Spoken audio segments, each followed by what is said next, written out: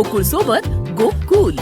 पावसाळा अवघ्या काही दिवसांवर येऊन ठेपलाय, मात्र सिंधुदुर्गातील महामार्गालगतच्या सर्व्हिस रोडची समस्या अजूनही सुटलेली नाहीये।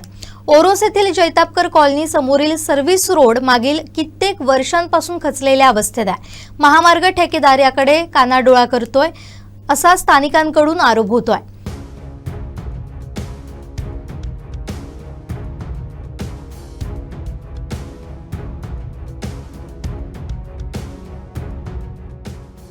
पावसाळा अवघ्या आता काही दिवसांवर येऊन ठेपलाय। संपूर्ण जिल्हा पावसाळ्याच्या तयारीला लागलेला असताना ओरोस महामार्गाला असणारा सर्व्हिस रोड आजही बऱ्याच ठिकाणी नादुरुस्तच आहे। ओरोस येथील जैतापकर कॉलनी परिसरातील रस्त्याची अवस्था तर अत्यंत बिकट झाली आहे। मागील कित्येक वर्षांपासून या रस्त्याची माती वाहून गेल्यामुळे हा रस्ता काही अंशी खचलाय। केवळ रस्ताच खचलेला नाही तर पावसाचं पाणी वाहून जाण्यासाठी बांधण्यात आलेल्या गटारांचा स्लॅब देखील अनेक ठिकाणी तुटलेला आहे। त्यामुळे पावसाळ्यात पाणी रस्त्यावर साचून मोठी दुर्घटना घडण्याची भीती निर्माण झाली आहे। स्थानिक रहिवासी आणि वाहनधारकांना दररोज जीव मुठीत घेऊन यातून प्रवास करावा लागतोय।